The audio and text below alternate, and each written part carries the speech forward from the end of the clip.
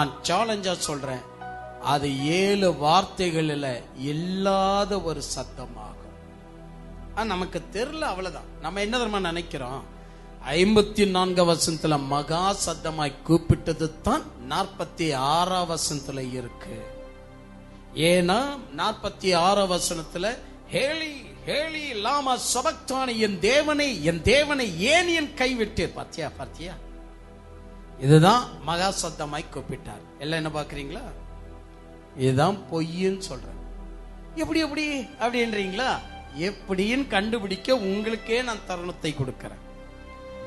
இயேசு கிறிஸ்து 54 மேத்யூ சொல்றது போல 54 வருஷத்துல மகா சத்தமாய் கூப்பிட்டு என்ன விட்டார்? தன் ஆவியை விட்டார். சொல்லுங்க எல்லாருமே, மகா சத்தமாய் கூப்பிட்டு எத்தனை வசனம்? 54 வசனம். மார்க்கு சொல்லுகிறார் 15ஆம் அதிகாரம் 39ஆம் வசனத்துல சொல்றார், இயேசு மகா சத்தமாய் கூப்பிட்டு தன் ஆவியை விட்டார். சரி, இப்ப நான் இன்னொரு விஷயம் சொல்லட்டுமா? எல்லாம் என்ன பாக்குறீங்களா? மேத்யூ சொல்றது உண்மையா? மேத்யூ என்னன்னு சொல்றாரு? என் தேவனே ஏன் என்னை கைவிட்டேன். நான் கூட சிடி நொந்து நாட்கள் தானே, வெள்ளிக்கிழமை தானே வருது. ஐயா, நீங்க கல்வாரிய பத்தி ஏதாவது பேசி இருக்கிறீங்களா அப்படின்னு கேட்டுக்கிறாங்க. ஆமா இருக்கு, வாங்கிக்கங்க, எடுத்துக்கங்க அப்படின்னு சொல்லும் போது நம்ம ஆள் ஒருத்தர் சொல்லி இருக்கிறார். என்னன்னு? என் தேவனே, அது எந்த வார்த்தைங்க? என் தேவனே ஏன் என்னை ஏமாற்றி விட்டீர். ஏமாற்றி விட்டீரா? அப்படி இல்லையே. இல்ல, அப்படி நீங்க பேசியிருக்கிறீங்க. இல்லங்க, அப்படியெல்லாம் நான் பேசியிருக்க மாட்டேன். என் தேவனே ஏன் என் கைவிட்டீர். என் தேவனே ஏன் என்னை ஏமாற்றி விட்டீர். நம்ம ஏன் ஏமாத்துறாங்க? சரி, இப்போ நீங்க நன்றாக கவனிக்கணும். இப்பதான் நீங்க ஒரு உண்மையை நீங்க ஆராயணும். மேத்யூ சொல்றது உண்மையா? மகா சப்தம் என்பது ஹேலி ஹேலி லாமா சபக்தானியா? இதான் மகா சப்தமா? இல்லை பிரியமானவர்களே. ஏலி ஏலி லாமா சபக்தானி என்று சொல்லி அவர் மரித்திருப்பார்னா அது சிலுவையில் சொன்ன 4வது வார்த்தை. அப்ப இன்னும் 3 வார்த்தை எங்க போச்சுன்னு கேட்கிறேன். அது எப்படி ஒரு மனிதன் 4வது வார்த்தையை மகா சத்தமா சொல்லி மரித்து விடுவார்? அப்ப 3 வார்த்தை வரைக்கும் எங்க போனது? 4வது வார்த்தை தான் ஏன் என் கைவிட்டீர் என்று. அப்ப 5வது வார்த்தை தான் நான் தாகமா இருக்கிறேன் என்று. 6வது வார்த்தை தான் எல்லாம் முடிந்தது. 7வது வார்த்தை தான் பிதாவே என் ஆவியை உமது கருத்தில் அர்ப்பணிக்கிறேன். இது அப்ப ஒரு மனிதன் எப்படி சத்தமாய் 4வது வார்த்தையை சொல்லி மரித்திருக்க கூடும்? அப்படின்னா மார்க்கு சொல்றதுல மர்மம் அடங்கி இருக்கிறது, மேத்யூ சொல்றதுல மகத்துவம் மட்டும்தான் அடங்கி இருக்கிறது. என் அன்பு தேவ பிள்ளைகளை, மகத்துவமா இல்ல மார்க்கு சொல்றது போல இதுல அடங்கி இருக்கிற மர்மமா? என்னங்க மர்மத்தை வச்சு நாம என்னத்தங்க தலைமையில சுமந்து போறோம்? ஏதோ ஒண்ணு விட்டுடுங்க. இல்ல, நான் விட மாட்டேன். மர்மம் என்னப்பட்டால் அதுல என்னமா ரகசியம் இருக்கு? மகத்துவம் வேண்டாம்னு சொல்லல, அது மகத்துவம். மேத்யூ பேசியது மகத்துவம், ஆனால் மார்க் பேசியிருக்கிறது மர்மம். மேத்யூ சொல்றாரு, ஏலி ஏலி லாமா சபக்தானி என்ற வார்த்தை தான் மகா சத்தமா சொல்லி உயிரை விட்டார்னு. இல்லை, அதற்கு பிறகு 3 வார்த்தை ஆண்டவர் பேசியிருக்கிறார். என் தேவனே ஏன் என் கைவிட்டீர் என்று சொல்லுகிறது அவர் பேசிய 4வது சிலுவையின் வார்த்தை. அப்ப 3 வார்த்தை மொழிகிற வரைக்கும் அவர் உயிரோடு கூட இருக்கணும். அப்ப மேத்யூ சொல்றது தப்பு. மேத்யூ சொல்லுகிறது ஒழுங்கா அமைக்கப்படல. அவன் மேத்யூ எழுதிய சுவிசேஷத்தை கிழிச்சு போட்டலாமா? அப்படி இல்லைங்க. நான் ஆரம்பத்திலே சொல்லிட்டேன் இல்லையா, சில விஷயத்தை அந்தந்த நேரத்துக்கு பொருத்தமானதை அந்தந்த நேரத்துக்கு எடுத்துக்கணும். இந்தியில தண்ணி குடிக்கணும்னு சொன்னா அவங்க என்னன்னு சொல்லுவாங்க? பானி இருக்கான்னு கேட்பாங்க. அதுக்காக பானிபுரி வாங்கி கொடுத்துருவியா? பானிபுரி என்பது வேற, பானி என்பது வேற. அப்ப அந்த நேரத்துல பானி என்று சொல்லுகிறான அந்த பானி எதுன்னு தான் நீ பார்க்கணுமே ஒழிய தர்ம சங்கடமான வேறொரு பாணிய நம்ம ஞாபகம் பண்ணிக்க கூடாது. பார்த்தீர்களா என் அன்பு தெய்வ பிள்ளைகளை? மேத்யூ சொல்றாரு, மகா சத்தமாய் கூப்பிட்டது, என் தேவனே என் தேவனே ஏன் என் கைவிட்டீர். இதுதான் மகா சத்தம். மார்க் சொல்றார், நோ நோ நோ, அதெல்லாம் மகா சத்தம் அப்படின்னு அவர் வேறு திசை கொண்டு போறார். என் அன்பு தெய்வ பிள்ளைகளை, ஒரு கடையில துணி நல்லா இல்லைன்னா இன்னொரு கடைக்கு ஏறி இறங்குறீங்க. ஒரு பேக்கரியில ஒரு பொருள் நல்லா இல்லைன்னா இன்னொரு பேக்கரியை தேடிட்டு போறீங்க. உங்க குழம்புக்கு செட் ஆகாம மீன் இந்த கடையில சரியில்லைன்னா இன்னொரு மீனை தேடிட்டு போறீங்க. மேத்யூ எதற்காக இருக்கா? மார்க் எதற்காக இருக்கிறார்? யோவான் எதற்காக இருக்கா? லூக்கா எதற்காக இருக்கிறார்னா, அவங்க இருந்துகிட்டு போட்டாங்க, நாம என்னதான் பண்ண போறோம், அவங்க சும்மா லைனா இருந்துகிட்டுமே அப்படின்னு இருக்கிறமே ஒழிய, ஏன் இப்படி எல்லாம் பேசப்படுகிறது என்ற காரியத்தை நாம் அறிவதற்காக போவதே கிடையாது. இயேசு மகா சத்தமாய் கூப்பிட்டார் என்று சொல்வது சிலுவையின் 4வது வார்த்தையில எப்படி மறிக்க கூடும்? ஆகவே அவர் மகா சத்தமாய் கூப்பிட்டது 4வது வார்த்தையும் சரிதான், 8வது வார்த்தையும் சரிதான். 4வது வார்த்தையிலும் மகா சத்தமா தான் சொல்லி இருக்கிறார், என் தேவனே என் தேவனே ஏன் என் கைவிட்டீர் என்று சொல்லி இருக்கலாம். அதுபோல 8வது வார்த்தையில ஒரு சத்தம் இட்டிருக்கிறார். அந்த சத்தம் திருச்சபைக்கு என்ன வரைக்கும் தெரியாது. அந்த சத்தம் உலகத்துள்ள 2000 வருடத்துல அநேக ஊழியர்கள் கண்டதே கிடையாது. அந்த சத்தம் எது? அந்த சத்தம் ஏன் பைபிள் சத்தம் என்று சொல்லுது, ஏன் வார்த்தை என்று சொல்லல? என்ன, ஏன் அவர் சத்தம் இட்டார்? எங்க சத்தம் இடுதல கூட இது நல்லது நடக்கா? ஆமா, ஒரு மனிதன் வார்த்தையை பேசலாம், வார்த்தையிலையும் புரிந்து கொள்ளுதல் இருக்கு. ஒரு மனிதன் அப்படின்னு சொன்னாலும் அதுல புரிந்து கொள்ளுதல் இருக்கு, இரண்டிலையும் புரிந்து கொள்ளுதல் இருக்கு. அப்ப இயேசு 7 வார்த்தையை பேசுதலையும் புரிந்து கொள்ளுதலை கொடுத்திருக்கிறார். மகா சத்தமாய் கூப்பிட்டு உயிரை விடமொத்தான் செஞ்சுரியன், அதாவது 100க்கு அதிபதி, அப்பத்தான் அவன் பயந்து போய் இவர் தேவனுடைய குமாரன் என்று சொன்னார். அப்ப என்ன சத்தமாய் இருந்திருந்தா இந்த 100க்கு அதிபதி இயேசுவை தேவகுமாரன் என்று சொல்லி இருக்க கூடும். சிலருடைய நல்ல குணத்தை பின்பற்றுங்க, சிலருடைய கெட்ட குணம் நமக்கு தேவையில்லை, அவங்கள பின்பற்றாதீங்க. உலகத்துல எல்லாருமே நம்ம மத்தியில இருக்கிறாங்க, நிறைய சாப்பிடுறவன் இருக்கிறான், அவனை ஏன் பின்பற்று? அவனை போல உன் உடலை கெடுத்துக்கிறியா நீ?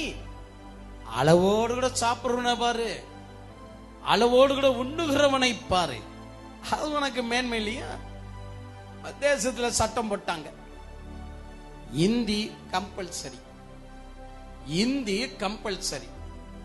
நான் மீண்டும் சொல்றேன், உங்களாட்ட மடியானங்களுக்கு எதை சூஸ் பண்றதுன்னு உங்களுக்கு தெரியவே மாட்டேங்கிறது. இந்தியா இல்ல எது? ஐயா இப்ப மறுபடியும் சட்டம் வந்துட்டு இருக்கு, இந்தி கம்பல்சரி.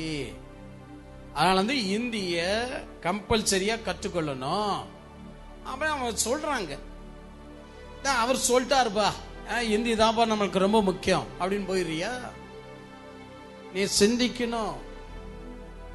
இன்னைக்கு நடக்கிற அட்டுவழி என்னன்னு சொன்னா, ஒரு மொழியை முற்றிலுமா கொன்று விட்டு இன்னொரு மொழி தலை எடுக்க பார்க்கிறது. அதெல்லாம் உங்களுக்கு நினைவுக்கு வருது இல்லையா? உன்னை ஆண்டவர் எதுக்கு கன்னடல பிறக்க வச்சாரு? உன் ஆண்டவர் எதற்கு தமிழ்ல பிறக்க வச்சாரு? உன் ஆண்டவர் எதுக்கு தெலுங்குல பிறக்க வச்சாரு? உன் ஆண்டவர் எதுக்கு மலையாளத்துல பிறக்க வச்சாரு? ஒரு மொழியை சாகடிச்சுட்டு இன்னொரு மொழியை உயர்த்தாத. ஆனால் நீ நடக்கிற ஆதிக்கத்தை பார்த்தால் அவன் சொல்றான் என்ற காரணத்துக்காக நம்ம கீழ்ப்படுகிறோம். நீயா யோசிக்கிறியா? இந்தியிலிருந்து என்ன நன்மை வரக்கூடும்? இந்தியிலிருந்து என்னென்ன நன்மைகள் நமக்கு வரக்கூடும்? நீ யோசிங்க, என்னென்ன நன்மைகள் வரக்கூடும்? உன் சொந்த தாய்மொழியில என்னெல்லாம் நன்மைகள் வரக்கூடும்? தமிழ் நான் சொல்ல என்ன லாங்குவேஜா இருக்கட்டும், இப்ப நான் தமிழ் பேசுவதனால் தமிழை குறித்து பேசுறேன், அவ்வளவுதான். ஆனா உங்க மொழியை நான் பாராட்டுறேன். அப்ப நம்ம சிந்திக்கணுமா இல்லையா? சிந்திக்கிறதுல தமிழ் நான் வீட்டிலேயே சொல்லி கொடுத்துறேங்க, தமிழை வீட்டுல சொல்லி கொடுக்கிறேன். அப்போ ஒரு வேலை பண்ண, வீட்லயே தாலி கட்டிடு, வீட்லயே வந்துட்டு டெத் சர்டிபிகேட் கொடுப்பார்க்கலாம். ஐயா இது முடியறதுல இல்ல, அது ஏன் வீட்லயே தமிழ் கத்தறீங்க? தமிழுக்கு ஒரு சப்ஜெக்ட் இடையா. ஏன்னா அதுல நிறைய விஷயம் சொல்லிட்டேன். சரி, என் திசை திரும்பிட போகுது. என் அன்பு தெய்வ பிள்ளைகளை, அப்படி நானும் உங்களுக்கு ஒரு விஷயத்த சொல்லி தரேன், நன்றாக கவனிங்கள்.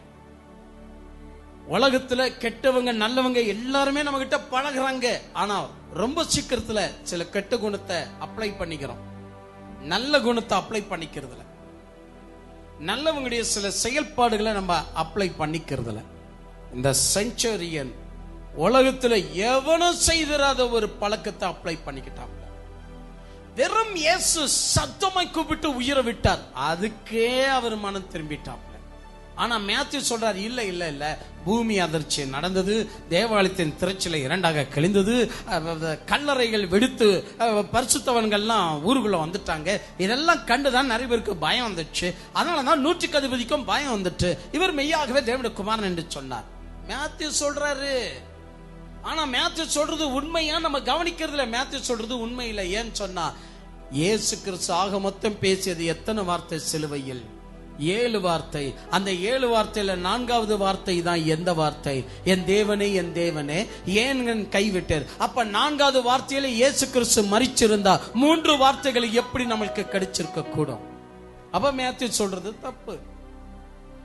மேத்யூ சீரான ஒரு முறையில் அவர் அமைக்கல, அந்த இடத்தை அவர் அமைக்கும்படியாக அவர் முயற்சிக்கல. என் அன்பு தெய்வ பிள்ளைகளை, தன் ஆவியை ஒப்படைத்தார் என்று சொல்லுவதுதான் முழுமையான 7வது வார்த்தையாகும். அதனால அந்த 46 வசனத்துல சொல்லி இருக்கிறதா 50 வசனம் என்று நாம் சொல்லக்கூடாது. இயேசு மகா சத்தமாய் கூப்பிட்டது எந்த சத்தம் அது? என் தேவனே என் தேவனே ஏன் கைவிட்டீர் என்ற வார்த்தையா, இல்ல வேற எந்த வார்த்தை? சரி, அப்படி நாம் கேட்போம்னா ஃபர்ஸ்ட் நீங்க ஒழுங்கா ஒரு விஷயத்தை எழுதி வச்சுக்கோங்க. ஃபர்ஸ்ட் இறைவன் சிலுவையில் மொழிந்த முதலாவது மொழி என்ன மொழி? லூக்கா 23ஆம் அதிகாரம் 34 வசனம். பிதாவே தாங்கள் செய்கிறது என்னதென்று அறியார்கள், இவர்களை மன்னியும் என்று சொன்னது முதல் வார்த்தை. லூக்கா 23:34. அடுத்தது 2வது வார்த்தை என்னன்னு சொன்னாரு? மனம் திரும்பிய கல்லனை பார்த்து இன்றே நீ என்னோடு கூட பரதேசில் இருப்பாய் என்று சொன்னார். லூக்கா 23:43. இது 2வது வார்த்தை. 3வது வார்த்தை இறைவன் சொல்லுகிறார், இதோ உன் மகன், இதோ உன் தாய். யோவான் புஸ்தகம் 19ஆம் அதிகாரம் 26 இருந்து 27 வசனம் வரைக்கும். இது ஆண்டவர் 3வது வார்த்தையாக சொல்லுகிறார், இதோ உன் தாய், இதோ உன் மகன். 5வதாக என்ன சொல்லுகிறார்? 4வதாக என்ன சொல்லுகிறார்? பிதாவே பிதாவே ஏன் என் கைவிட்டீர்? மத்தேயு 27:46. இது 4வது வார்த்தையாக சொல்லுகிறார் 27:46. அப்ப 5வது வார்த்தை என்னன்னு சொன்னாரு? அது யோவான் 19ஆம் அதிகாரம் 28 வசனத்துல இருக்கு. நான் தாகமா இருக்கிறேன் என்று சொன்னார். இதுதான் இயேசு கிறிஸ்து 5வது பேசிய வார்த்தை. அது எங்க இருக்கு? யோவான் 19:28 இருக்கு. 6வது என்னன்னு பேசினாரு? அது யோவான் 19:30 வசனத்துல இருக்கு. எல்லாம் முடிந்தது. இதுதான் அவர் 6வது பேசிய வார்த்தை. எல்லாம் முடிந்தது. யோவான் 19:30 சொன்னார். கடைசியா 7வது வார்த்தை என்னன்னு சொன்னார்? பிதாவே என் ஆவியை உமது கருத்துல ஒப்பு கொடுக்கிறேன் என்று சொல்லி உயிரை விட்டார். இதுதான் கடைசி 7வது வார்த்தை. இது லூக்கா 43 வசனத்திலிருந்து 46 வசனம் வரைக்கும், அதாவது 23ஆம் அதிகாரம். பார்த்தீர்களா? இப்ப நீங்க என்ன நினைக்கிறீங்க? இந்த 7 வார்த்தைகள் அழகாக இருக்க மேத்யூ சொல்றது போல இது உண்மையிலேயே நடந்திருக்க சாத்தியமா? அப்போ இந்த செஞ்சுரியன், இந்த 100க்கு அதிபதி எந்த காரணத்தை கொண்டு இவர் மெய்யாகவே தேவனுடைய குமாரன் என்று சொல்லி இருக்க கூடும்? அப்ப இயேசு கிறிஸ்து போட்ட சத்தம் தான் என்ன? என் அன்பு தெய்வ பிள்ளைகளை, ஒவ்வொரு திருவிருந்துல கூட நமக்கு பழகப்பட்டிருக்கிற விஷயம் எதுன்னு சொன்னா, நான் வரமளவு என்னுடைய மரணத்தை தெரிவிக்கிறீர்கள். ஏதோ நாம் பழகப்பட்டிருக்க திருவிருந்து சும்மா நீ எடுத்துட்டு போற விஷயம் அல்ல. நான் வரமளவு என் மரணத்தை நீங்கள் தெரிவிச்சுட்டே இருக்கணும். நான் வரமளவு என்னை நினைகூறுங்கள், இது வேற சொல்லி இருக்கிறார். சரி, நான் சொல்றேன், எதை நினைகூறீங்க? எதை நினைகூறீங்க? கடைசியா இப்ப யாராவது நான் உங்களை பார்த்து இயேசுவை நினைகூறுங்கள், இயேசுவை நினைகூறுங்கள் அப்படின்னு சொன்னா எதை நினைகூறுவீங்க? நீளமான அவருடைய கூந்தலியா? அவர் படகுல காற்றையும் கடலையும் அதற்றியதா? இல்ல அவர் பரம் ஏறியதா? எதை ஞாபகம் பண்ணுவீங்க? நல்லா யோசித்து பாருங்க. அப்ப இயேசு கிறிஸ்து சொல்றார், இதுல புசிக்கும் போதெல்லாம் என்ன நினைகூறுங்கன்னு சொல்றார். எதை நினைகூறுவது? எதை ஞாபகத்துல கொண்டு வருவது? அப்படி இருக்க இதையெல்லாம் ஒரு நல்ல சிறந்த பதிலா காணணும்னா, என் அன்பு தெய்வ பிள்ளைகளை, கல்வாரிய குறித்து சரியான கண்ணோட்டம் நமக்கு இருக்க வேண்டியது அவசியம். மகா சத்தம் என்று சொல்லுவது 8வது வார்த்தை. அது திருச்சபைக்கு தெரியாமல் இருக்கிறதுனா விட்டுட்டாங்க. 8வது வார்த்தை கூட அல்ல, மறுபடியும் அவர் மகா சத்தமாய் என்று மறுபடியும் என்ற வார்த்தை வருவதனால் 9வது வார்த்தை. அவ அந்த வார்த்தை எது? எதற்கு மகா சத்தமா கூப்பிட்ட உடனே இந்த நூற்றுக்கு அதிபதி எப்படி மனம் திரும்பினா? அந்த ஒரு சின்ன சத்தத்துக்கு எப்படி மனம் திரும்பினா? இந்த ரகசியத்தை அறியணும்னா, நான் ஆரம்பத்துல பாடின அந்த பாடலை கொஞ்சம் என் கூட சேர்ந்து பாடுறீங்களா? கல்வாரியை எண்ணினவர்களாக, கல்வாரியின் சிலுவையை உற்று கவனிக்கிறவர்களாக, கல்வாரியில இருக்கக்கூடிய மகத்துவங்களை எண்ணி பார்க்கக்கூடியவர்களாக, உயிர் கொடுத்தாய் என் தேவா, மண்ணுயிர் மீட்கும் அன்பா, தன்னுயிர் கொடுத்தாய் என் தேவா, மண்ணான சாயலை ஏற்று கல்வாரி சிலுவையால் மீட்டீரா, மண்ணான சாயலை ஏற்று கல்வாரி சிலுவையால் மீட்டி, கல்வாரி சிலுவை என்னதான் காரிருள் நீக்கம் என் தேவா, கல்வாரி சிலுவை என்னதான் காரிருள் நீக்கம் என் தேவா.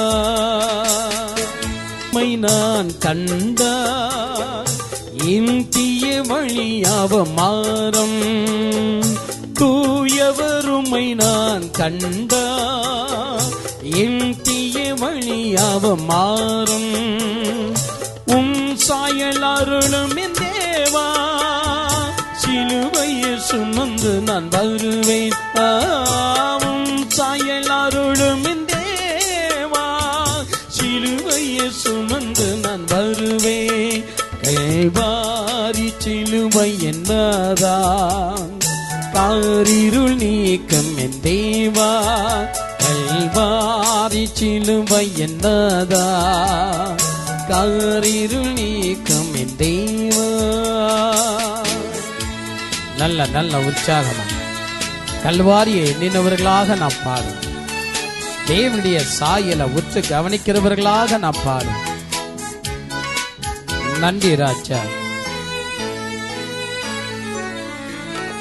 என் உள்ளத்தால் உம்மை வெறுத்தே, ஆனால் உம் உள்ளத்தால் அன்பு கூர்ந்தீ. என் உள்ளத்தால் உம்மை வெறுத்தே, ஆனால் உம் உள்ளத்தால் அன்பு கூர்ந்தீ. உம் பலிபீடமின் தஞ்சும் அடைக்கலும் புகழ்வேன் என்றும். பலிபீடமின் தஞ்சும் அடைக்கலும் புகழ்வேன் என்றும். கல்வாரி சிலுவை என்னதா காரிருள் நீக்கும் என் தேவா, கல்வாரி சிலுவை என்னதா காரிருள் நீக்கும் என் தேவா.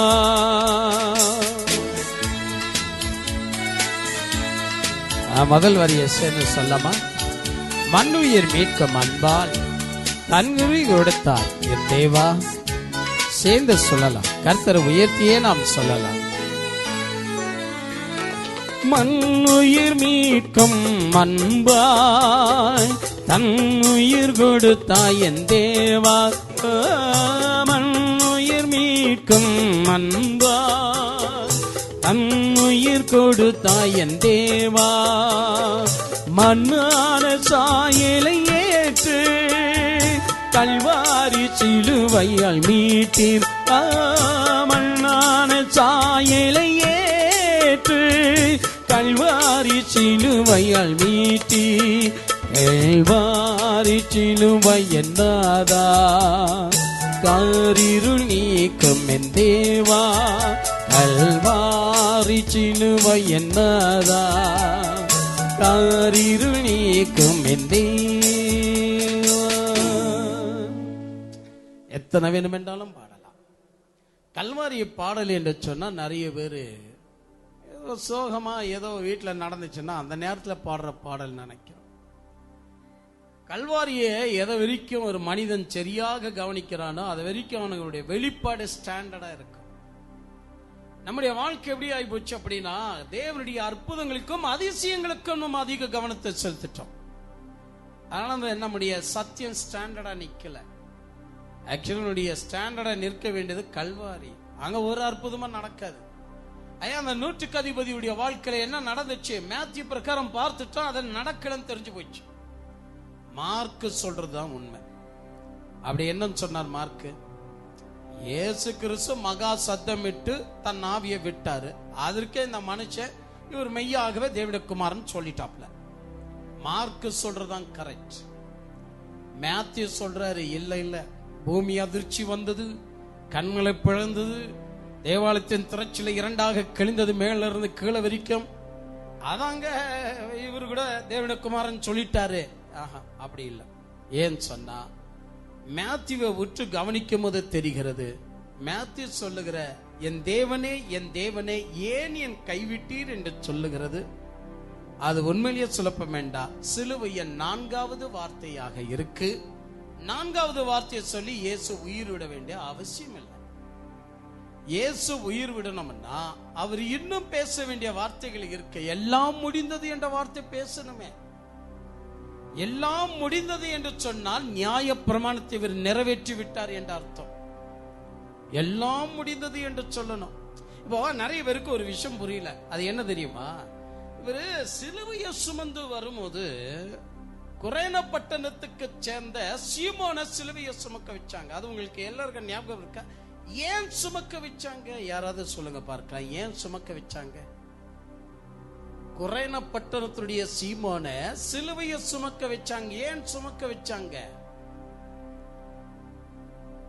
இப்படியா நீ நானும் உட்கார்ந்துட்டு இருக்கணும். அதனால இந்த பதில் சொல்றேன் கேளுங்க. ஏன் சுமக்க வச்சாங்கன்னா, ஒரு வெறி பரிசேயர்ங்க கிட்ட இருந்துச்சு, ஒரு வெறி சதுசேயர்கிட்ட இருந்துச்சு.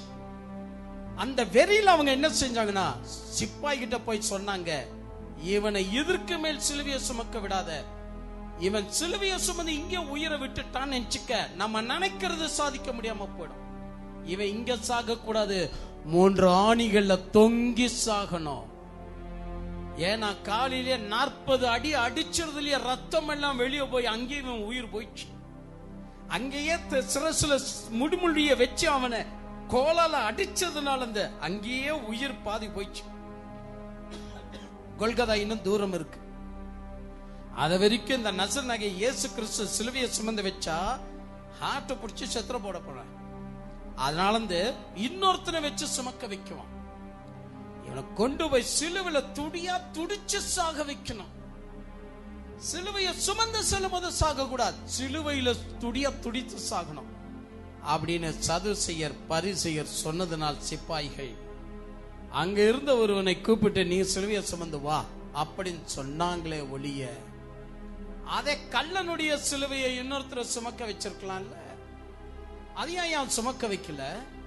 ஏன் இயேசு கிறிஸ்துடைய சிலுவையை மட்டும் சுமக்க வச்சுங்க? ஏன்னா உயிர் போயிட போகுது அப்படின்னு.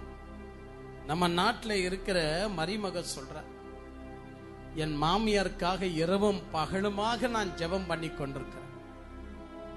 பக்கத்தில் இருக்கிறவங்களை கேட்டாங்களாம், அவன் அவங்க அம்மாக்காக ஜெபம் பண்ணதே மறந்துடுறாங்க. நீ உன் மாமியாருக்காக ஜெபம் பண்ணுவது ஆச்சரியமா இருக்கு, என்ன ஜெபம் பண்ற? அவங்க நீடித்த நாட்களா சுகமாய் பல ஆண்டுகளாக அவங்க உயிரோடு கூட இருக்கணும். அட என்ன மருமகமா நீ? அவங்க அம்மா உயிரோட இருந்து பல ஆண்டுகள் வாழணும் என்று சொல்லும் போது உன் மாமியார் பல ஆண்டுகள் இருக்கணும்னு சொல்றிய, அப்படி என்னதான் மர்மம்? அவங்க என்ன பழி வாங்கினதுக்கெல்லாம் அவங்க வயசான பிற்பாடு பழி வாங்கணுமே நான். அதனாலதான் அவங்க உயிரோடு இருந்தாதானே பழி வாங்க முடியும். அப்படிதான் இயேசு கிறிஸ்துடைய சிலுவையை சுமக்க வச்ச காரணமே, இயேசு கிறிஸ்து அத்துடன் அவர் உயிரை விட்டுறக்கூடாது. ஆனா அவர் உயிரை விட மாட்டாரு. ஏன்னா அவர் பேச வேண்டிய கடைசி வார்த்தை இருக்கு. எல்லாம் முடிந்தது என்ற 6வது வார்த்தையை பேசி, என் நாவியை உமது கருத்தில் அர்ப்பணிக்கிறேன் என்ற 7வது வார்த்தையை பேசும்போது உயிர் விடுவார். ஏன்னா அவர் ஏற்கனவே சொல்லிட்டார், என் உயிரை எடுக்கிற அதிகாரம் எவங்கிட்டையும் கிடையாது. என் உயிரை நானே தருகிறேன், மீண்டும் நானே பெறுகிறேன். கரங்களை தட்டி ஆண்டவரை சோத்தரிக்கிறேன். எவ்வளவு ஒரு அருமை பாருங்க. அப்போ என்ன நடந்தது? என் அன்பு தெய்வ பிள்ளைகளை, என்ன நடந்தது? இயேசு கிறிஸ்து இன்னும் 3 வார்த்தை பேச வேண்டியதாக இருக்கும் போது, மேத்யூ சொல்றது போல 4வது வார்த்தை பேசி அவர் உயிர் விட சான்ஸ் இருக்காது. அதனால அங்க மகா சத்தமாய் கூப்பிட்டது உண்மை. ஆனாம் அவர் உயிரிடும் போது ஒரு மகா சத்தம் விட்டாரு. அந்த மகா சத்தம் அல்ல. அது வேற சத்தம், இது வேற சத்தம். அது வேறையாக இருக்கிறது, இது வேறையாக இருக்கிறது. ஏனவேதான் அந்த நடுவுல அந்த செச்சேரியனுக்கு ஒரு உணர்வு வந்துச்சு பாருங்க. அந்த உணர்வை இவன் பெற்றது பூகம்பத்தால் அல்ல. அந்த உணர்வை இவன் பெற்றது கல்லறைகள் வெடித்து மறைத்தவர்கள் உயிரோடு கூட வந்ததுனால அந்த உணர்வை பெறல. தேவாலயத்தின் திரைச்சலை 2ஆக கிழிந்ததுனால அந்த உணர்வை பெறல. மாறாக அவர் கடைசி ஒரு சத்தம் இட்டார் பாருங்க. அந்த சத்தத்தை பார்த்த உடனே 100க்கு அதிபதி சொன்னானா, எப்ப நான் சொல்றேங்க, தப்பா இவரை சிலுவையில் அறிவதற்கு என்னையும் பயன்படுத்திட்டாங்க, இவர் மெய்யாகவே தேவனுடைய குமாரன் என்று சொன்னார்னா, அந்த சத்தம் எந்த சத்தம்? அந்த சத்தம் என்ன சத்தம்? என்ன சத்தமாக இருந்திருந்தால் 100க்கு அதிபதி இந்த வகையில் கிறிஸ்துவை ருசித்து பார்த்திருக்க கூடும். என் அன்பு தெய்வ பிள்ளைகளை, எத்தனை பேர் இதை தெரிஞ்சுக்கணும்னு ஆசைப்படுறீங்க? இப்ப சொல்லுங்க, நான் இவ்வளவு நேரம் நான் பேசிட்டு இருந்தேனே, இத்தியாசத்துல எவரும் சொல்ல முடியாத ஒரு மர்மத்தை சொல்றேன் அப்படின்னு பாரம்பரியமா நானும் சொல்லிட்டோமா? 7 வார்த்தைகள் சொல்லி முடிச்சிட்டோமா? வரங்கள்ல சொல்லும் போது கூட நான் சொன்னேன், வரங்கள் 9 அல்ல, 9க்கு மேல வரங்கள் உண்டு. அதனால இந்த 10வது வரத்தை விடாதிருங்கள். அப்போஸ்தலனாகிய பவுல் சொன்ன 10வது வரத்தை விடாதிருங்கள் சொன்னா நிறைய பேர் என்ன தாக்குனாங்க. முட்டாள் பையன், வேதத்துல சொல்லிருக்குத 9 வாரம் தான், அதுல போய் 10வது வாரமா? என்னதான் படிச்சிருக்கிறானோ? நான் முட்டாளாவே இருக்கிறேன். ஆனா கேட்டு பாரு ஒரு முறை, கடவுள் பேச்ச கேட்காத அப்படின்னு ஒரு வார்த்தையை வெளியிட்ட ஒரு பிரசங்கத்தை நிறைய பேர் சொன்னாங்க, முட்டாள் பையன் கடவுள் பேச்ச தான் கேட்கணும் அப்படின்னு. அந்த பிரசங்கத்தை கேட்டுப்பார். கடவுள் பேச்சை கேட்க கூடாது என்பது கடவுளுக்கே மகிமை தரக்கூடிய அளவுக்கு இருக்கும். ஆனா நிறைய பேர் நம்புறது இல்ல. சொல்லும் போது திகைத்து நிக்கிறாங்க. தவறு செய்து விட்டனோ என்பதை குறித்து நம்மை பார்க்கிறாங்க. ஆனா உண்மை விஷயம் சொல்லுகிறேன், மகா சத்தம் என்பது 7 வார்த்தைக்கு சேராத வார்த்தை இல்ல. நான் தெரியாம சொல்றேன், சாகும் போது எல்லாருமே தாங்க சத்தமிடுறாங்க. எல்லாரும் தான் சத்தமிடுறாங்க. சில பேர் ஐயோ அப்படின்னு கத்திட்டு உயிரை விட்டுருங்க உண்டு. சிலருங்க அவங்களுக்கு பிரியமான ஒருத்தருடைய பேரை சொல்லி கூப்பிட்டு உயிரை விடுவது உண்டு. சிலர்கள் எப்படி இருக்குங்க, எப்படியோ இருக்கு. நானும் ஹாஸ்பிட்டல் அட்மிட் ஆயிட்டு தான் வந்தேன். என் பக்கத்துல ஒருத்தரை படுக்க வச்சாங்க. அவர் வாயை மூடிட்டாருன்னா நிமிஷத்துக்கு சத்தமிட்டு கொண்டே இருக்கிறார். நான் கேட்டேன், என்ன பிரச்சனை அப்படின்னு. அவருக்கு பணிவிட சேர்ந்துங்க சொன்னாங்க, அவர் உயிர் போக போகுதுங்க, அது அப்படிதான் கத்தின்னு இருப்பார் அப்படின்னு. பாத்தீங்களா, உயிர் போகும்போது யாராவது கத்தினால் அது இரிட்டேட்டா இருக்கவே ஒழிய அதுல மர்மங்கள் எல்லாம் இருக்காதுங்க. ஆனா 100க்கு அதிபதிக்கு மட்டும் மர்மம் எங்க இருந்து கிடைச்சிச்சு? இவருக்கு மட்டும் மர்மை. எல்லாமே இடங்கள்ல சத்தம் வருது, எல்லா சத்தமும் வருது. சிலர்களுக்கு மட்டும்தான் சில சப்தங்கள் விசித்திரமாக இருக்கிறது. சில சப்தங்கள் அவர்களுக்கு மட்டும்தான் அது உணர்த்தக்கூடியதாக இருக்கிறது. சமீபத்துல ஒரு பொம்மை பிக்சர் ஒன்று பிள்ளைங்க பார்த்துட்டு இருந்தாங்க. அத நானும் பார்த்துட்டு இருந்தேன். நான் தான் கன்வெர்ட் பண்ணி கொடுத்தேன். அது பொம்மை பிக்சர் தான். அது என்னன்னு மறந்துட்டாருடைய தலைப்பு. அதுல 2 அக்கா தங்கிய 2 பேர் ராணி குடும்பத்துக்கு, ராஜ குடும்பத்துக்கு சேர்ந்தவங்க. அது பெரிய அக்கா அடிக்கடிக்கு ஒரு சத்தத்தை உணர்வா. எல்லாருக்கும் அந்த சத்தம் கேட்கும். ஆனா இவ மட்டும் உணர்வது அந்த சத்தத்துக்கு வேற வகையில். இவன் நானும் சொல்றேன், ஐயா ஒரு நாள் சத்தம் வரப்போதியா, ஒரு நாள் கண்டிப்பா சத்தம் வரப்போகுது. முன்னொரு காலத்துல இறைவன் என்ன தெரியுமா சொன்னாரு? 7வது பண்டிகை ஆசரிக்க மறக்காதுங்க. 7வது பண்டிகை ஆசரி அப்படின்னாரு. 7வது பண்டிகைனா என்ன பண்டிகை? அப்ப ஆண்டவர் சொல்றாரு, 7வது பண்டிகை என்றால் இந்த கூடார பண்டிகை.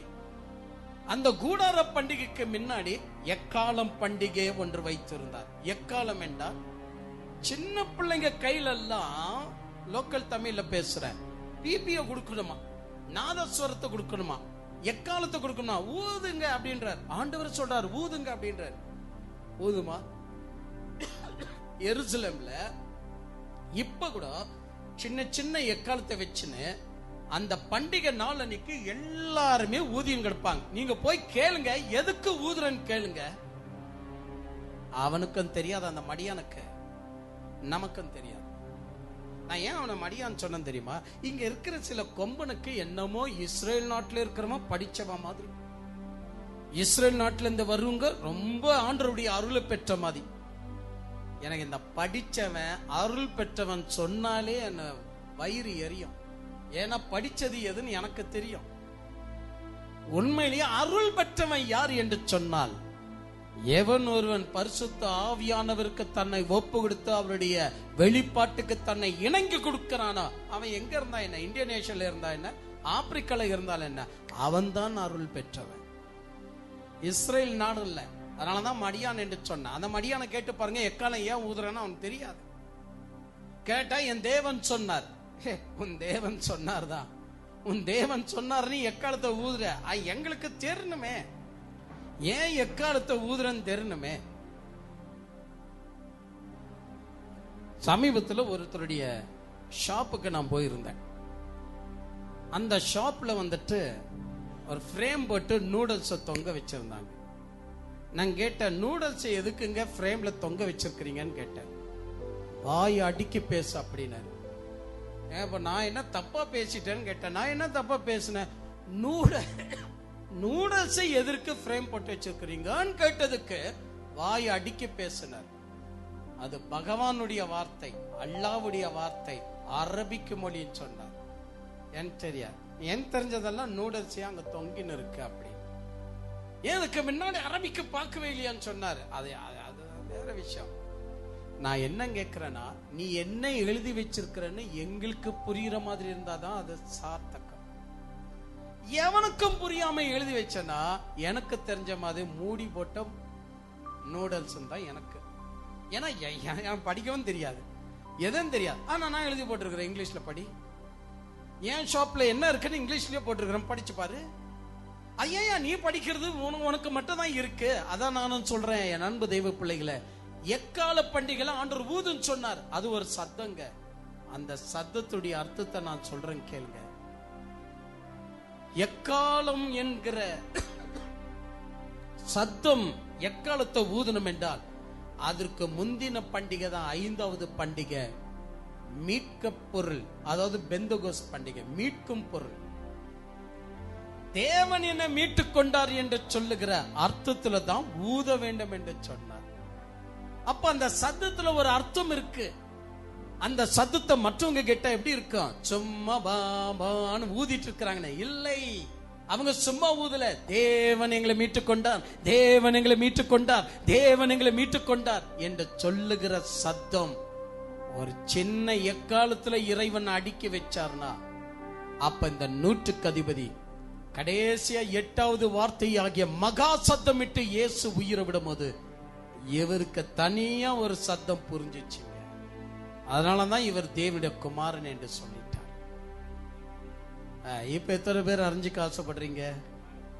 புரிஞ்சுக்கலாமா வேண்டாவா? இப்ப ஆல்ரெடி நம்ம வந்துட்டு சுமார் ஒரு 1 hour 20 நிமிஷம் நம்ம கடந்து வந்துட்டோம். எல்லாம் சகஜமாப்பா. உங்ககிட்ட 2 மணி நேரங்கள உட்கார வச்சிருக்கிறீங்க, 3 மணி நேரம் உட்கார வச்சிருக்கிறீங்க. அப்பெல்லாம் வாயை திறக்கல நாங்க. இப்போ ஒண்டி பர்மிஷன் கேட்கறீங்க. துவக்குங்கள் உங்களுடைய சொற்பறிவை, கேட்டுத்தான் போறோம் என்பது நாங்களும் முடிவு பண்ணிட்டோம் அப்படின்னு இருக்கிறீங்களா? இல்ல உற்சாகமா கேட்கணுன்ற மனசு இருக்கா? உற்சாகமா கேட்கலாமா இல்லையா? அது என்ன சத்தம்? இத்தியாசத்தில் இதுவரைக்கும் சொல்லப்படாத ஒரு சத்தம். 2000 வருஷம் அந்த சத்தம் என்னன்னு தெரியல. நிறைய பேர் அந்த சத்தத்தை ஏலி ஏலி இல்லாம சபக்தானிதாவா, கடைசியா என் ஆவியை ஒப்பு கொடுக்கிறேன்னு சொன்னதாம்பா அந்த சத்தம். பிதாவே ஏன் என் கைவிட்டீர், அதாம்பா அந்த சத்தம். நான் தாகமா இருக்கிற, அதாம்பா அந்த சத்தம். எல்லாருமே அந்த சத்தம் அந்த சத்தம் அதுதான் என்று சொல்றாங்களே ஒழிய 100க்கு அதிபதிக்கு மட்டும்தான் அந்த சத்தம் வேறு விதமாக இருந்தது. அவர் மட்டும்தான் அந்த சத்தத்தை உணரக்கூடியவராக இருந்தார். என் அன்பு தெய்வ பிள்ளைகளை, அந்த சத்தத்துல இருக்கிற மகத்துவம் என்னதென்று நீங்களும் பார்ப்பீங்கன்னா நமது ஆண்டவரை மகிமைப்படுத்துவீர்கள்.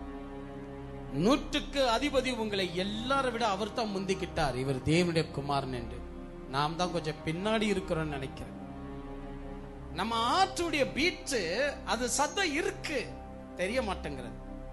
செத்தஸ்கோப்னு ஒண்ணு கண்டுபிடிச்சிருக்கிறாங்க. அத காதுல 2 மாட்டிக்கிட்டு இங்க வந்து ஹார்ட்ல வச்சு டாக்டர் கேட்கிறார், ஒத்து கேட்கிறார். நமக்கு ஒரு செத்தஸ்கோப் இருந்துச்சு தான், அது டாக்டர் கண்டுபிடிக்க டாக்டரே இன்னும் வரல. அதுக்கு முன்னாடியே செத்தஸ்கோப். அந்த வீட்டுல என்ன பேசுறாங்க, இந்த சவுர்ல காது வச்சு கேட்குது. ஆஹா, சொத்தை பிரிக்கிறாங்க போல இருக்கு, விடக்கூடாது நம்ம நாளைக்கு. இதுக்கு பேர் செத்தஸ்கோப்னு சொல்ல மாட்டாங்க, கழுதக்காதுன்னு சொல்லுவாங்க. ஆனா டாக்டருக்கு செத்தஸ்கோப்னு சொல்லுவாங்க. அந்த மைனூட்டான அந்த சத்தத்துல இருக்கக்கூடியதை வச்சு உங்ககிட்ட எவ்வளவு ஜுரம் இருக்குன்னு கண்டுபிடிக்கிறாங்க, உங்ககிட்ட இப்ப எவ்வளவு பிபி இருக்குன்னு கண்டுபிடிக்கிறாங்க, உனக்கு என்ன நோய் இருக்குன்னு கண்டுபிடிக்கிறாங்க, உன் உசுர்ல என்ன போராட்டம் இருக்குன்னு கண்டுபிடிக்கிறாங்க அந்த சத்தத்தை வச்சு. 100க்கு அதிபதி இயேசுவின் சத்தத்தை வச்ச கண்டுபிடிச்சார். இவர் மெய்யாகவே தேவனுடைய குமாரன். எவ்வளவு பெரிய டேலண்ட் பாருங்க. ஒரு சத்தத்தை வச்சு தேவனுடைய குமாரன் சொல்றது ஈஸியா, அற்புதம் அடியாளங்களை பார்த்து தேவனுடைய குமாரன் என்று சொல்வது ஈஸியா? வாங்க, இதை குறித்து மிக மிக அருமையான ஒரு மகா பெரிய ரகசியத்தை நம்ம நாளைக்கு தியானிக்க போறோம். அதனால அந்த மறக்காதீங்க. எவ்வளவு வேலை இருந்தாலும் ஆல்ரெடி பெரியவர் சொல்லி இருக்கிறார் எப்போ வரணும் அப்படின்னு. என்ன வேலை இருந்தாலும் விட்டு வந்துருங்க. முடிஞ்சு போகும்போது நமக்கு இங்க சாப்பாடு கூட இருக்கு. அதனால நீங்க பாட்டில தண்ணி மட்டும் கொண்டு வந்தா போதும். அது நீங்க பாட்டில தண்ணி மட்டும் கொண்டு வந்து, நான் தண்ணின்னு சொன்ன எக்ஸ்ட்ராடினரியா பிஸ்கெட்டு குர்குரை இதெல்லாம் கொண்டு வருவீங்க. ஆனா உபவாசமா வாங்க. அன்னைக்கு ஒரு நாளைக்காவது ஒரு உபவாசமா இருந்து மணி 8 மணிக்கு ஆரம்பிக்கப்படுகிற அந்த கூட்டத்துல முடிகிற வரைக்கும். ஏன்னா முடிவு உங்க கையிலையும் இல்லை, என் கையிலையும் இல்லை, அப்பன் கையில. இப்படி சொல்லிட்டா எப்படிங்கன்னு சொல்லாதீங்க. சரி, முடிக்கலாம். அதனால அந்த நாள் அன்னைக்கு எல்லாத்துக்கும் லீவ் போடுங்க. லீவ் இல்லைன்னு சொல்லக்கூடாது, லீவ் போடணும். எல்லாருக்கும் தெரியும் அந்த நாள் என்ன நாள் அப்படி. யாரு கேட்டாலும் சும்மா இருப்பாங்க. அதனால இந்த அநீதி கெட்ட களியாட்டுறதுக்கு போகாம நீதி உள்ள தேவனுடைய வார்த்தையை கேட்க அந்த நாளை தியாகம் பண்ணிட்டு வாங்க. எங்க வழிகளில் என் பிள்ளைகள் மயங்கி விழுந்து விடுவார்களோ என்று நான் கதறின போது இதோ நாங்கள் சாப்பாடு செய்கிறோம் என்று ஆர்டர் கொடுத்திருக்கிறாங்க. அதனால இந்த நமக்கு போகும்போது கூட ஆறுதலா இருக்கிறதுனால் தயவு செய்து அந்த நாள்ல வந்து செஞ்சுரியனுக்கு கேள்விப்பட்ட அந்த சத்தம் இது. பல மர்மங்களை இன்னும் நம்ம கவனிக்க போறோம். அந்த சத்தத்தை இயேசு கிறிஸ்து ஏற்கனவே டிக்ளேர் பண்ண சத்தம். அது ஏன் அங்க மறைவாயிச்சு? ஏன் யோவான் சொல்லல? ஏன் மார்க்கு சொல்லல? ஏன் மேத்யூ சொல்லல? ஏன் லூக்கா சொல்லல? அவங்க யார் சொல்ல கட்டிக்கிட பரவாயில்லைங்க, ஆனா நாள் நிலைக்கு நமக்கு பரிசுத்த ஆவியானவர் சொல்றார். அதுதான் மிக முக்கியமானது. அவங்க 4 பேர் சொல்லாமல் இருக்கிறதா நல்லது. நமக்கு ஆவியானவர் சொல்றாரு, அதை நம்ம கீழ்ப்படிது நல்லது. எல்லாரும் வாங்க, பல ஆராதனைகளை செய்வோம், பல பாடல்களை பாடுவோம், பல ஜபங்களை செய்வோம். அதே நேரத்தில் அருமையான சுவிசேஷத்தின் விடையை பெற்று இந்த 2022 கல்வாரியின் தியானத்தை ஒரு விசேஷமான வகையில் நம்ம ஆசரிக்கலாம், தியானம் செய்யலாம். முழங்கள் படிடுவோமா? எல்லாம் அப்படியே முழங்கள் படிடுங்க. ஆண்டவரை எல்லாரும் நோக்கி பாருங்க. ஆண்டவரே, இப்பேறிப்பட்ட ஒரு வார்த்தையை நான் நினைத்து பார்க்காத அளவில் இந்த வார்த்தையை பேசினதற்காக ஸ்தோத்திரம். எல்லாரும் யாரும் சும்மா இருக்க கூடாது. கிறிஸ்துவுக்குள் பிரியமானவர்களே, கர்த்தருடைய நாமத்தில் உங்கள் அனைவருக்கும் நல்வாழ்த்துக்கள். இப்படியாக நீங்கள் கேட்ட இந்த சத்திய வெளிப்பாடை போல பல ஆயிர வருடங்களாக பேசப்படாத சத்திய வெளிப்பாடுகளை நம் ஊழியர் F. ஜோயல் டேவிட் அவர்கள் பேசியுள்ளார். நமது சகோதரரும் நமது ஊழியருமாகிய F. ஜோயல் டேவிட் அவர்கள் பேசி வரும் ஒவ்வொரு சத்திய வெளிப்பாடுகளும் நம் தேவனை கிட்டி சேரும்படியாக, சத்தியத்தில் வளரும்படியாக மற்றும் அநேக ரகசியங்களை தெரிந்து கொண்டோம் என்று நாம் எல்லோரும் அறிந்திருக்கிற விஷயமே. நம் அனைவரையும் தேவனை தரிசிக்கத்தக்கதாகவும் கர்த்தருடைய அருகில் கிட்டி சேரத்தக்கதாகவும் அளவற்ற தேவ ரகசியங்களை வெளிப்படுத்தக்கூடியவை என்பதை நாம் அனைவரும் அறிந்த விஷயமே. இது மட்டுமல்லாமல் அநேக தேசங்களில் இருக்கிற தேவ மக்கள் நம் சத்திய வெளிப்பாடை கேட்ட மூலியமாக நம் வாட்ஸ்அப், நம் FM மற்றும் CD மற்றும் யூடியூப் மூலியமாக பயன்படுத்தி வந்து கொண்டிருக்கிறார்கள். மற்றும் ஆங்கிலம், மலாய், சிங்களம், டச், நெதர்லாந்து, போர்ச்சுகீஸ் போன்ற மொழிகளுக்கு சம்பந்தப்பட்ட திருச்சபைகளில் பயன்பட்டு வருவது குறிப்பிடத்தக்கது. மற்றும் நம் ஊழியர் பேசியிருக்கிற சில செய்திகள் 582 மணி நேரமும், இன்னும் சில செய்திகள் 583 மணி நேரமும், இன்னும் சில செய்திகள் 980 மணி நேரமும், இன்னும் சில செய்திகள் 1760 மணி நேரமும், இன்னும் வேறு செய்திகள் 1500 மணி நேரமும், மொத்தமாக 5412 மணி நேரம் தக்கதாக செய்திகள் உள்ளது. அது மட்டுமல்லாமல் இத்துடன் 30,000 மணி நேரம் கொண்ட மிக பிரம்மாண்டமான சத்திய வெளிப்பாடுகளும் உள்ளது என்பது இங்கு குறிப்பிடத்தக்கது. இந்த செய்திகள் கேட்க வேண்டும் என்று ஆர்வத்தோடு இருக்கிற தேவ பிள்ளைகள் நம் சந்தாதார் மூலியமாக நீங்கள் கேட்டு பயன் அடைந்து கொள்ளலாம். சந்தாதாரர் பகுதி என்பது தினமும் அரை மணி நேரம் கொடுக்கக்கூடிய ஒரு செய்தியாகும். இந்த அரை மணி நேரம் செய்தியானது பல சத்திய வெளிப்பாடு புத்தகங்களுக்கு ஈடாக அவர் இந்த ஒரு அரை மணி நேரத்திலேயே எங்களுக்கு அவர் செய்தியை கொடுத்து விடுகிறார். நமது கிறிஸ்து உரைத்த வாக்கின் வர்ணமாக யோவான் 8:32 சத்தியத்தை அறிவீர்கள், சத்தியம் உங்களை விடுதலையாக்கும் மற்றும் 1 தீமோத்தேயு 2:4 படி எல்லா மனுஷர்கள் ரட்சிக்கப்படவும் சத்தியத்தை அறிகிற அறிவில் வளரவும் தேவன் சித்தமுள்ளவராய் இருக்கிறார் என்ற வாக்கின்படி இன்றும் நமது ஜார்ட் மினிஸ்ட்ரி அயராமல் உழைத்து வருகிறது. இதை கேட்டுக்கொண்டிருக்கிற அருமையான தேவ பிள்ளைகளே, நீங்கள் அனைவரும் இந்த சந்தாதார பகுதியில் நீங்களும் சேர்ந்து எங்களைப் போல சத்திய வெளிப்பாட்டை அறிகின்ற அறிவில் நீங்களும் வளரும் படிக்கு, இந்த சந்தாதார பகுதியில் இணைந்து கொள்ளும் படிக்கு உங்கள் ஒவ்வொருவரையும் நாங்கள் அன்போடு அழைக்கிறோம். வாருங்கள், நீங்களும் இணைந்து கொள்ளுங்கள். நாங்கள் உங்களுக்கு தனிப்பட்ட விதத்தில் வாட்ஸ்அப்பிலோ, டெலிகிராமிலோ அல்லது வேற ஒரு சோஷியல் மீடியா மூலியமாகவோ உங்களுக்கு மட்டுமே அனுப்பி கொடுக்கின்ற செய்திகளை நீங்கள் கேட்டு சத்தியத்தில் வழிநடந்து வருவது எங்களுக்கு மிகவும் மகிழ்ச்சியாய் உள்ளது. ஆனால் நீங்கள் ஒரு முறை அல்ல, ஒவ்வொரு செய்திகளும் நீங்கள் யூடியூபுக்கு சென்று லைக் கொடுங்க, சப்ஸ்கிரைப் பண்ணுங்க. கண்டிப்பாக நீங்கள் எல்லாரும் லைக் பண்ண வேண்டும். யூடியூபில் சென்று லைக் பண்ணி சப்ஸ்கிரைப் பண்ணுங்க. எனவே பிரியமானவர்களே, இது போன்ற சத்திய வெளிப்பாடுகளை தினந்தோறும் கேட்க விருப்பம் உள்ளவர்கள் இன்றைய சந்தாதாரர் பகுதியில் இணைய நம்பர் 098805100712 மற்றும் 6360697395.